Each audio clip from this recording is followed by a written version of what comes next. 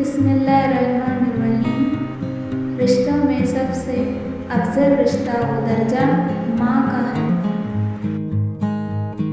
मेरी तकदीर में एक भी गम ना होता अगर तकदीर लिखने का मेरी माँ को होता। बेटियाँ बाप की गुड़िया और माँ की दुनिया होती है। हंसती हुई माँ से ज़्यादा खूबसूरत इस दुनिया में और कुछ नहीं। अगर बगैर डिग्री के इस दुनिया में कोई डॉक्टर कामयाब है तो वो माँ है। माँ की एक आदत खुदा से बहुत मिलती है, दोनों ही माफ़ कर देती है। एक वही तो है जो मेरे लिए दुनिया सारी है। रब के बाद मुझे मेरी माँ ही प्यारी है। बाजार से सब मिल जाता है, माँ जैसी जन्नत और बाप जैसा साया कभी नहीं मिलता। वो घर जन्नत है जिसमें माँ है। अल्लाह पाक सबकी माँओं को सलामत रखे, आमीन। माँ के पास जाकर बैठ जाया करो, क्योंकि माँ के साथ गुजरा हुआ वक्त क़यामत के दिन निजात का बाइस बनेगा। ये जो माँ की मोहब्बत होती है ना, ये तमाम मोहब्बतों की माँ होती है।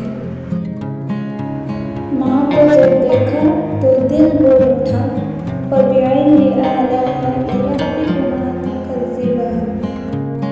माँ से बढ़कर कोई नाम क्या होगा, उस नाम का हमसे एहतराम क्या होगा।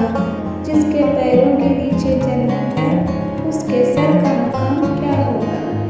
माँ तो माँ होती है, पहचान देती है कि आँखें सोने से लाल हैं या रोने से।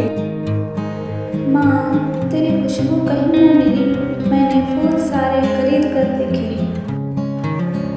ज़मीन देखी, ज़माना देखा, ना तेरे जैसा खजाना देखा।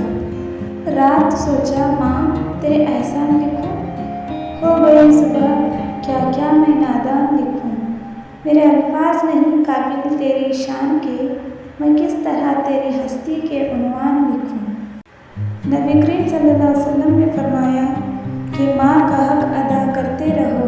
कसम है अल्लाह की, अगर तुम अपना गोश्त काट कर उसे दे डालो, जब भी उसका चौथाई हक अदा ना होगा। बचपन में वालिदैन तुम्हें शहजादे और शहजादियों की तरह पालते थे, तो तुम पे भी फर्ज है कि बुढ़ापे में उन्हें बादशाह